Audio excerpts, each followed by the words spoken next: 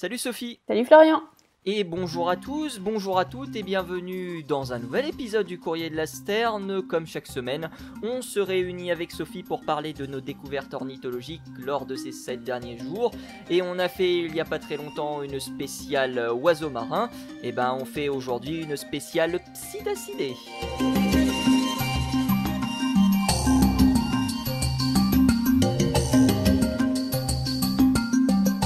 Comment ça va ma chère Sophie ? Eh ben, écoute, ça va plutôt bien. Une petite coupure de courant aujourd'hui, mais on va y arriver. Éclairé à la bougie pour faire cet épisode du Courrier de la Sterne. Attention, on est motivé. Motivé pour nous parler de quoi aujourd'hui ? Et ben comme tu l'as dit dans cette introduction, on va parler de psittacidés, donc c'est tous les perroquets. Et moi, j'ai envie de vous parler plus particulièrement de l'ara de lyre, que j'imagine que vous ne connaissiez pas beaucoup, parce qu'il n'y a pas grand monde qui le connaît. Qui est un très bel oiseau, au demeurant, hein, il est tout bleu, avec un petit peu de jaune autour de l'œil et sur la face. Et il est un petit peu plus petit qu'un ara hyacinthe, pour ceux qui connaissent. Voilà. On l'appelle aussi l'ara cobalt, de par sa jolie couleur bleue. Et moi, du coup, je vais parler du perroquet beaucoup plus connu, pour le coup. Beaucoup plus connu, peut-être pas pour les bonnes raisons, puisque c'est un perroquet en danger critique d'extinction, mais connu pour ses frasques et pour ses mimiques. Je vais parler du Strigops kakapo, mais avant de parler du kakapo, honneur au roi Lyre. King Lear, c'est parti. En réalité, il vient pas du nom de ce roi, il vient du nom de l'ornithologue et poète britannique Edward Lear du 19e siècle, effectivement. Mais c'est vrai que c'est exactement la même orthographe, sinon. Bien vu. Alors cet oiseau, l'ara de... Pardon ? Merci. Attention, non mais il y a de la connaissance, hein, il y a de la connaissance. Mais tu sais que je la prépare depuis le fait que tu m'as dit qu'on allait parler d'ara de lyre. Hein, donc, Attention. Oui, d'ailleurs pour ceux qui, parce que c'est vrai que moi je l'ai en face de moi l'écriture en question, mais pour ceux qui l'ont pas, ça s'écrit L-E-A-R. Hein, c'est pas l'oiseau lyre comme vous connaissez peut-être, l'oiseau de paradis, tout ça, non pas du tout. C'est lyre, L-E-A-R. Comme le roi d'ailleurs, pour boucler la boucle. Voilà, exactement. Donc, ce petit ara, parce que c'est un ara, hein, comme l'ara hyacinthe, qui appartient d'ailleurs au même genre, Anodorhynchus, cet ara de lyre a eu quelques soucis, parce qu'il est encore classé aujourd'hui en tant qu'espèce en danger d'extinction, alors plus en danger critique d'extinction, mais toujours en danger d'extinction. Cet ara de lyre, dans les années... Alors, au siècle dernier maintenant, hein, on est au XXe siècle, mais au XXe siècle en tout cas, il y avait à certaines périodes moins d'une centaine d'individus d'ara de lyre qui étaient encore vivants dans la nature. Et c'était un peu un problème parce qu'on était en train de se demander si la population n'allait pas s'éteindre. Et fort heureusement, grâce à des actions de conservation durant tout la fin du siècle dernier, puis le début de notre siècle à nous, on a vu le nombre de ces aras de lyre drastiquement augmenter jusqu'à arriver à une population d'à peu près 1600-1700 individus dans la nature aujourd'hui, ce qui est quand même assez incroyable quand on pense qu'il y avait à peu près 70 individus en 1987. On revient de loin. Okay. Et oui. Voilà, donc on revient de loin. Et alors ce petit ara de lyre, qui habite au Brésil d'ailleurs, a eu quelques soucis, ce qui est d'ailleurs une petite histoire intéressante à propos des abeilles. Dernièrement, pour encore augmenter les populations d'ara de lyre, le but était de s'assurer qu'ils aient accès à des sites de nidification qui leur soient propices.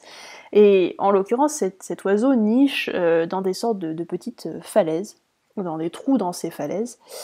Et le problème, c'est que le Brésil, à la fin du siècle dernier, a fait introduire une nouvelle souche d'abeilles qui avait été croisée entre des abeilles africaines et des abeilles européennes pour avoir une souche qui soit un peu plus agressive et qui puisse résister un peu mieux aussi au climat un peu plus rude du Brésil, comparé à notre abeille européenne.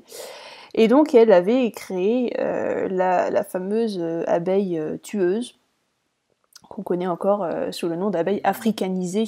Je suis sûre que ça vous dit quelque chose, et le problème c'est que cette abeille tueuse est donc beaucoup plus agressive, et surtout cette abeille tueuse a réussi à s'échapper de la captivité pour se répandre dans la nature et s'adapter très très bien au continent américain.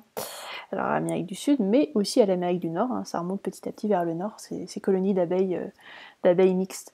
Alors le problème c'est que ces abeilles-là nichent aussi dans des anfractuosités de rochers, et en l'occurrence elles étaient en train de coloniser au Brésil les sites de nidification de la rat de lyre, qui du coup nichait dans les mêmes falaises.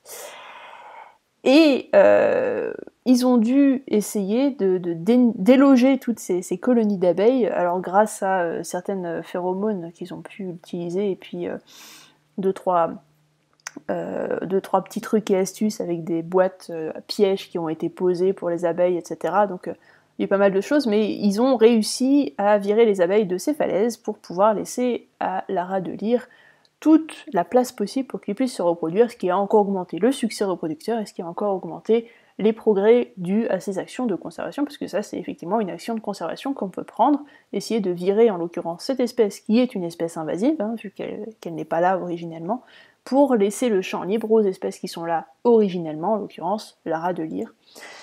Donc ça par exemple, ça a aidé à la conservation de cette rat de lyre, et plus récemment, et c'est la raison pour laquelle je vous ai voulu en parler aujourd'hui, c'est qu'on a eu notre premier succès reproducteur d'aras qui ont été élevés en captivité et ensuite relâchés dans la nature, alors par un parc zoologique qui s'appelle le Loro Parque, qui a ces oiseaux depuis très longtemps.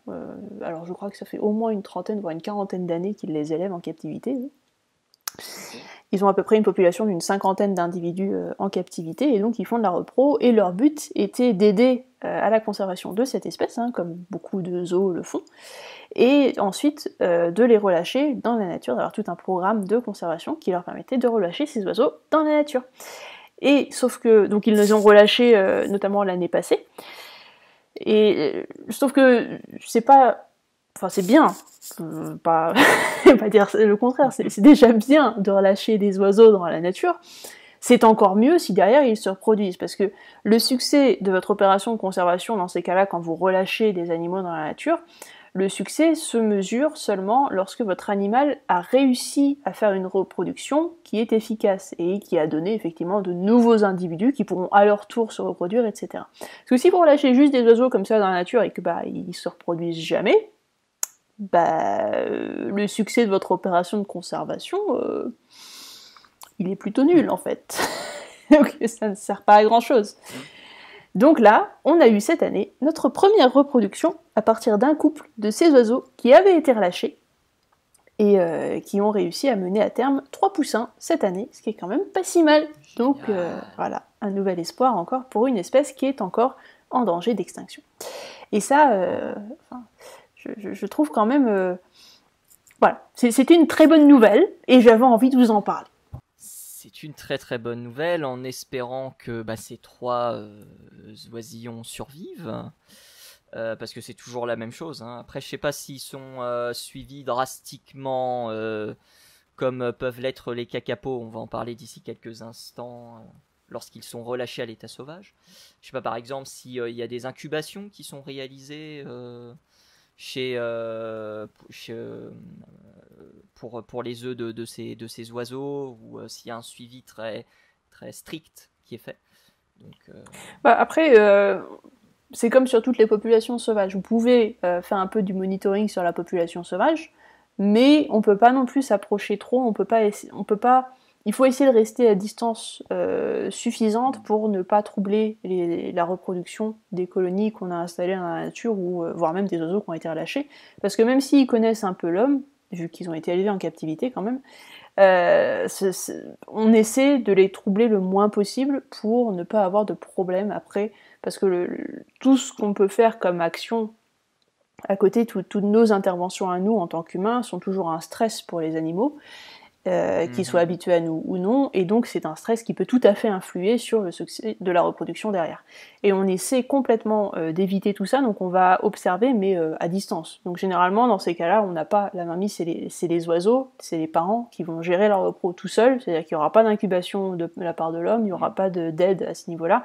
Si vraiment on voit que ça se passe pas bien pour certaines espèces, j'en parlerai peut-être un jour, mais par exemple chez les vautours, on va récupérer des œufs, et dans ces cas-là, si on voit que ça se passe pas bien, ben peut-être qu'on va s'occuper des oisillons s'ils ont été abandonnés, ou si les œufs ont été abandonnés et qu'on sait qu'ils sont fertiles, on va peut-être les récupérer, voilà.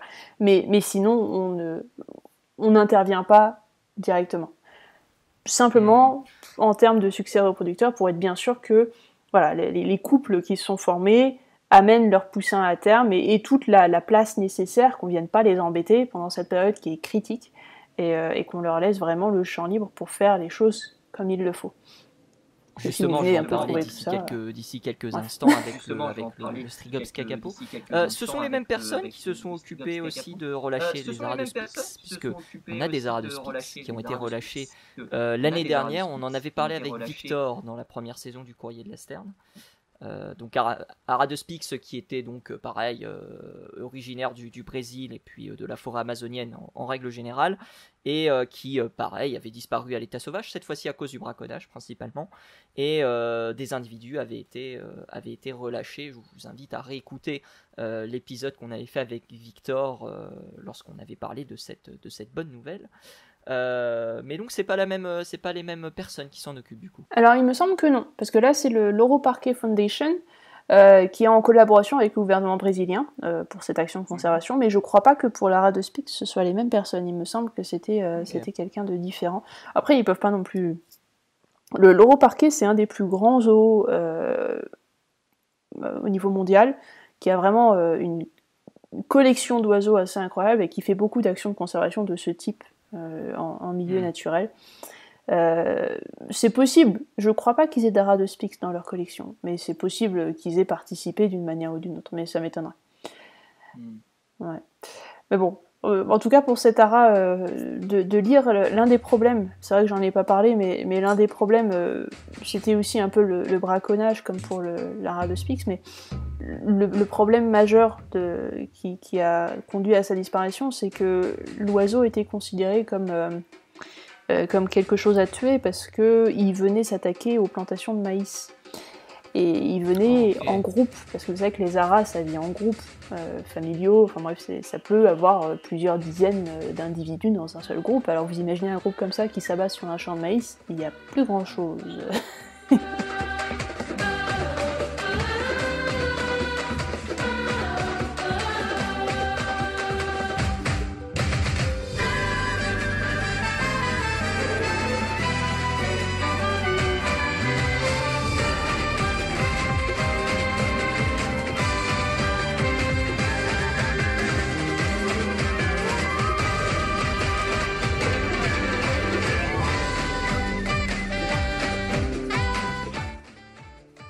On en avait parlé lorsqu'on avait évoqué la conure de Californie. Exactement. Qui avait été chassée pour la même raison.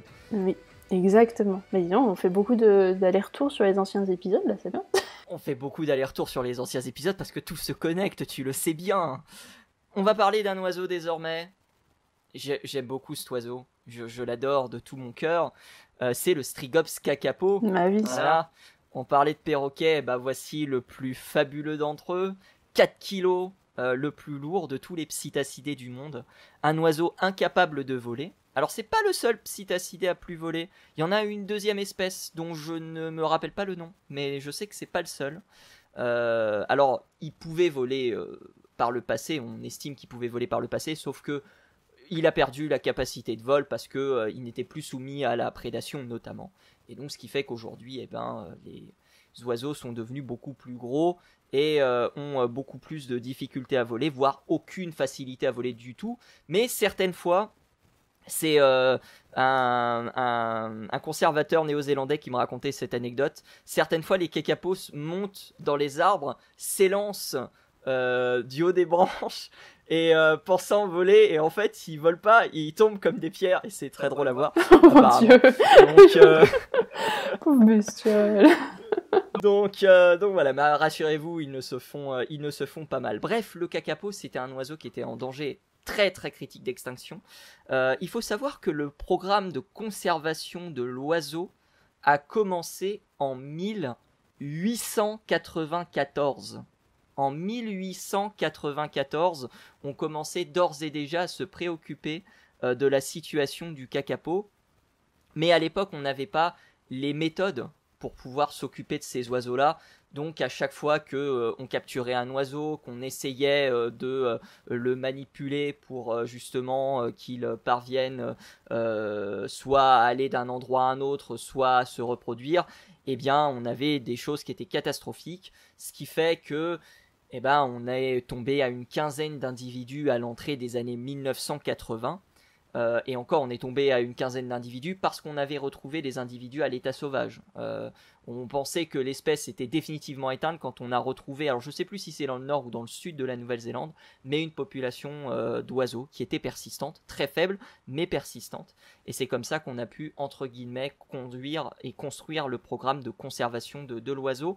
Cet oiseau, aujourd'hui, il est présent donc en Nouvelle-Zélande sur 2 îles principalement, dont j'ai oublié les noms, mais je crois qu'il y a Anchor Island, si je dis pas de bêtises, et la deuxième, c'est St. John's, si mes souvenirs sont bons, mais je peux peut-être me tromper.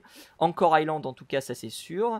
Et ils sont au nombre incroyable de 207, ce qui fait que il y en a pas beaucoup, mais qu'on est content quand on a des nouveau-nés chez les kakapos, d'autant que les kakapos ont un cycle de reproduction très pénible, pour ajouter évidemment à la difficulté de pouvoir les conserver, puisque ce sont des oiseaux qui se reproduisent tous les 2 à 4 ans. Donc, disons que c'est pas très très pratique lorsqu'on a un oiseau qu'on veut sauver de l'extinction, d'avoir justement une espèce qui se décide d'avoir des petits tous les 2 à 4 ans. Alors ça a plusieurs explications. La principale, c'est que le cycle de reproduction du kakapo est très lié à la floraison d'un arbre qui s'appelle le rimu, et dont le kakapo raffole des baies de rimu, et c'est pour ça justement que l'oiseau a une reproduction très, on va dire, asymétrique. Et justement, parlant de reproduction, il y a une étude qui est sortie en février dernier, qui est conduite par la Kakapo Recovery Team, qui s'occupe grosso modo du programme de conservation du kakapo, mené par Andrew Digby, que vous pouvez d'ailleurs suivre sur internet et les réseaux sociaux. Il donne de nombreuses informations sur les kakapos, notamment lors de la période de nidification. Et cette étude, elle est assez intéressante parce qu'elle met en évidence plusieurs points concernant la conservation, mais aussi l'impact de la conservation et de la gestion de cette conservation sur les couvées des kakapos. Et ils ont découvert par exemple que des couvées avaient moins de chances d'être fertiles si le père était élevé à la main, par exemple, ou si au contraire les couvées étaient moins fertiles si elles étaient réalisées par un seul mâle en particulier. Alors, ça peut paraître un peu bizarre dit comme ça, mais chez les kakapos, il y a ce qu'on appelle un système de lek. Le lek, qu'est-ce que c'est ? C'est en gros, vous avez plusieurs mâles qui vont creuser des petits trous à même le sol, et la femelle va passer au milieu de ces mâles et elle va choisir le mâle avec qui elle veut s'accoupler. Alors le kakapo émet ce qu'on appelle un booming, c'est le cri du kakapo, et ce cri finalement sert notamment à attirer la femelle. Donc en gros, la femelle est dans un supermarché et elle choisit le mâle avec qui elle veut s'accoupler. D'ailleurs, pour la petite histoire, il y a aussi et ça c'est quelque chose, c'est une théorie qu'ils ont, ce serait qu'il y a une concurrence entre les différents spermatozoïdes des mâles, ce qui suppose donc qu'il y a plusieurs inséminations qui sont réalisées par les mâles chez la femelle.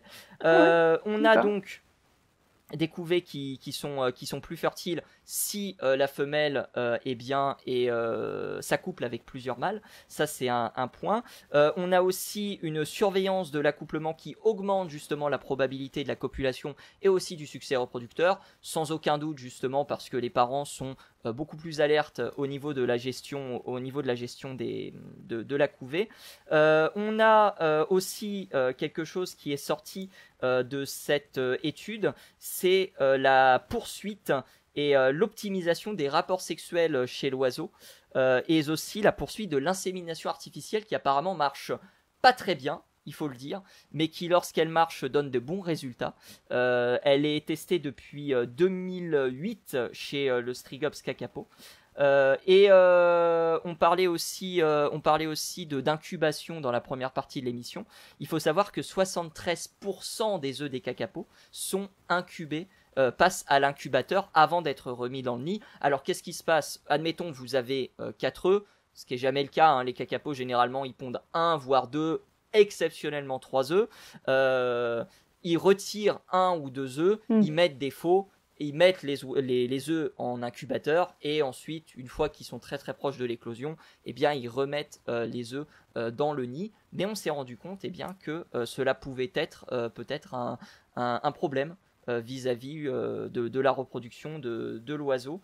Donc voilà, une étude qui était assez intéressante, qui met en évidence plusieurs points, qui montre encore une fois que même si on veut conserver un animal, qu'on fait tout correctement, eh ben on n'a rien de mieux que finalement la nature pour pouvoir réaliser au mieux, de la meilleure des façons possibles, la reproduction et le succès reproducteur de certains oiseaux. À noter aussi, ils en parlaient, que l'individu devient adulte au bout de 73 jours, mais devient réellement indépendant à partir de 279 jours, c'est ça ?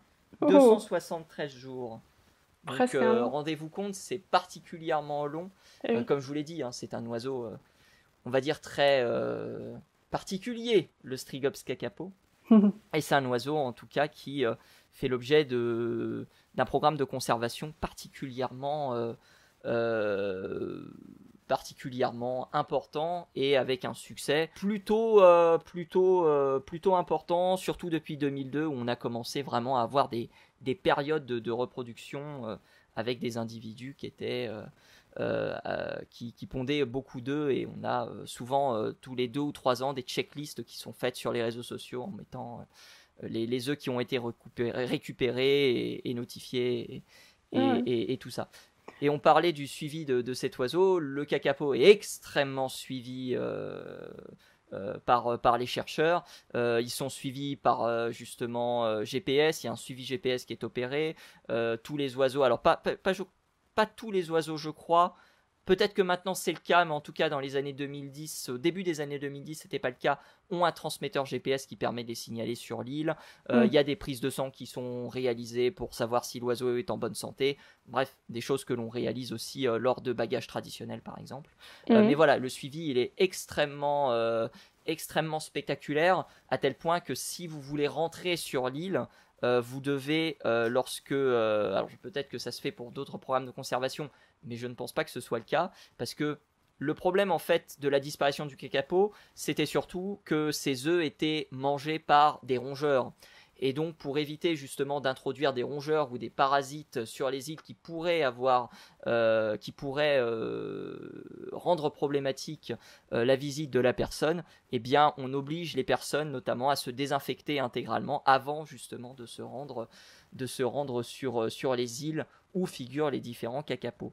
Voilà. Mais pour moi c'est vraiment un état de la conservation animale particulièrement intéressant de suivre l'histoire du Strigops kakapo. Sachez enfin que vous pouvez acheter, ou plutôt devenir partenaire d'un kakapo en échange d'une petite somme d'argent. Vous pouvez lui donner un nom et ce kakapo aura votre nom. Voilà, ça se fait sur le site du Kakapo Recovery Group, si jamais vous voulez devenir partenaire de ce beau projet qui, on l'a dit, ne représente que 207 individus, ce qui est très très peu, même si, comme on l'a dit, il y a énormément de choses qui font que l'oiseau est, L'oiseau a un succès. L'oiseau a plusieurs difficultés pour pouvoir se reproduire, mais ça reste quand même des chiffres assez faibles compte tenu. C'est pas beaucoup. Compte tenu de la. Ça, c'est sûr. Compte tenu du nombre d'espèces. Voilà. Donc voilà un petit peu ce que je voulais vous dire sur le Strigops kakapo. Je me suis un peu emmêlé les pinceaux sur la fin, veuillez m'excuser, mais voilà ce que j'avais à vous dire donc sur cette étude du 3 février 2023. C'était super Impacts intéressant. of Conservation Management on Fertility of the Critically Endangered Kakapo. Voilà. C'est un super oiseau, ça. Moi, je l'adore. Il est trop bien.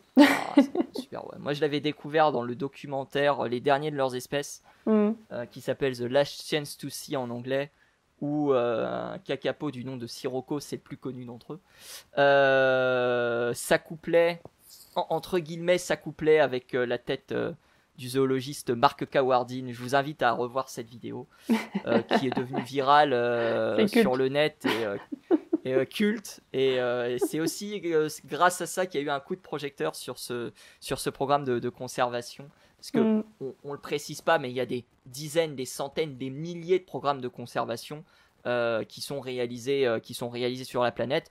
On parle d'oiseaux, mais il y a énormément de programmes de conservation et de réintroduction qui sont réalisés pour d'autres espèces dont on n'entend malheureusement pas suffisamment parler. Donc voilà, c'est aussi important de mettre au crédit ces programmes, et mettre au crédit aussi la personne qui a lancé ces programmes, Don Merton, pour le kakapo en tout cas, qui a notamment découvert le système de lek chez les kakapos, mais qui est le grand artisan de ce programme de conservation qui s'est éteint malheureusement en 2011. Voilà. Hélas. En tout cas. Personne n'est éternel malheureusement. Non. Bah, au moins son travail lui survivra.